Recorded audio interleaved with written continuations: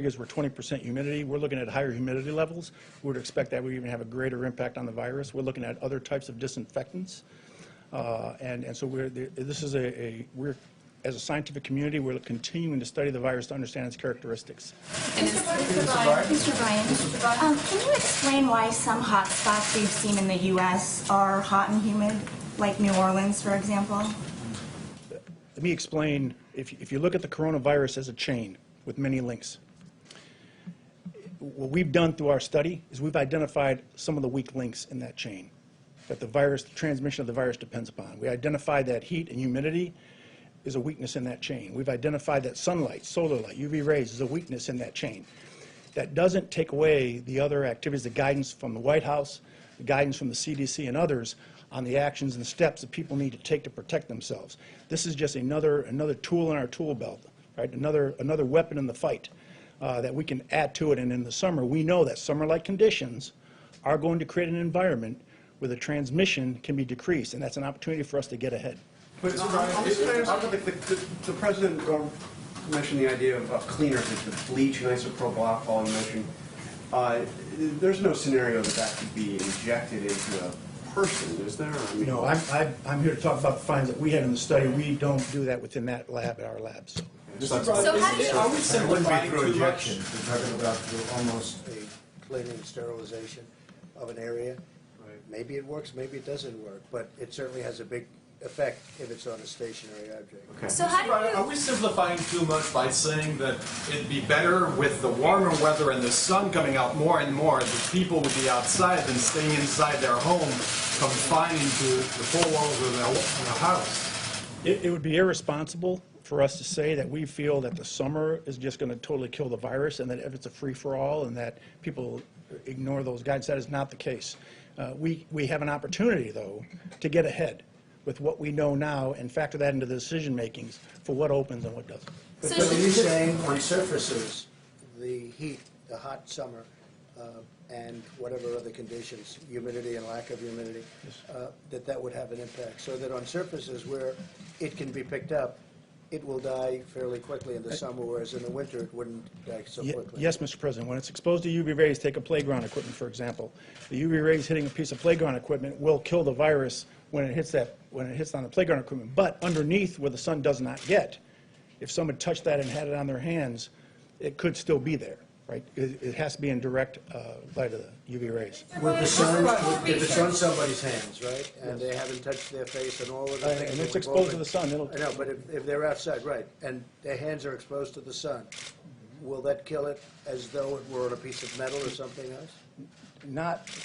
I don't want to say it will at the same rate because it's a non-porous surface. What we do know is that we looked at the worst case scenario, and the virus lives longer on non-porous surfaces.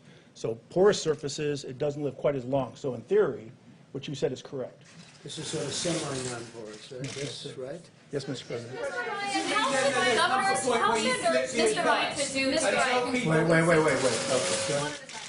How should governors who are opening their states, working on that, incorporate the findings of this study into those guidelines?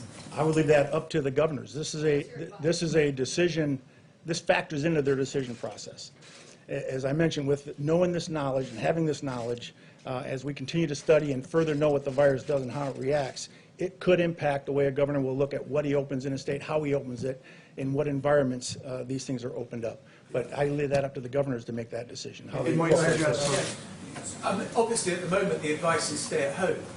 By the summer, could we be flipping that and saying you'd be much better off being outside with UV rays, all the humidity that Washington brings in August? I would not go contrary to the guidance that have been issued right now. I think, though, to tell you that if I'm having an event with my family, I'm doing it in the driveway or in the backyard, not inside the house with my children. In fact, I'm thinking about moving outside to the rose garden. No, it's a very interesting question, actually. Okay.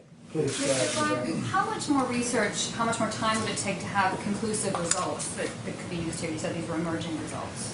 We first were able to receive the virus back in February is when we started testing. And it is a science-based approach. Science is a process. The doctor can attest to that. It doesn't necessarily line up with goals and targets and other things. It is what it is. But we are now starting to get results. And we're every week or 2 weeks, we're starting to find out something new and something different. And in talking to the task force and the vice president, he's already asked us to come to him every time we come up with some new discoveries that we could share to the public.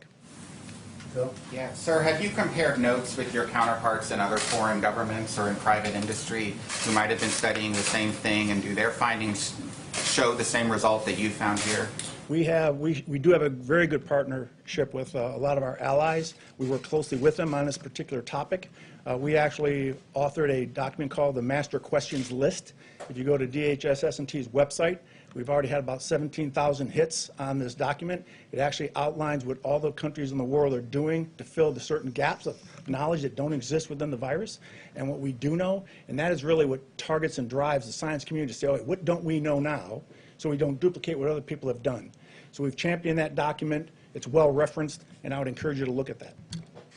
And we are working with other countries on vaccines, as you know.